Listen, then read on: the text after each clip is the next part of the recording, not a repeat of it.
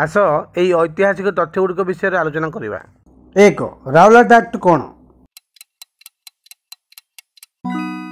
British शासन समय Lord Chelmsford भाइसरॉय थिबा बेले न्यायाधीश राउलाट को नहीं 1918 एक राजद्रोह कमिटी गठन कर कमिटी भारत में ब्रिटिश विरोधी विद्रोही को नियंत्रण पर केतक आईन सुपारिश करथिला। 1919 ख्रीष्टाब्द राउलाट एक्ट ब्रिटिश सरकार को संदेही मानू बिना विचार रे बंदी तथा गिरफ्त करने निरंकुश क्षमता प्रदान करथिला। यह थिला राउलाट एक्ट। 2. राउलाट एक्ट भारतीयों उपर की प्रभाव पकाइथिला? यह भारतीयों मध्य एक क्रोधर लहर खेलाई देथिला।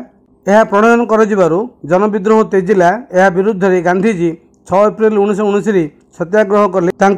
8 एप्रिल 1919 गिरफ्त कर दिल्ली, पंजाब, अहमदाबाद आंदोलन तीव्र होता। धन्यवाद।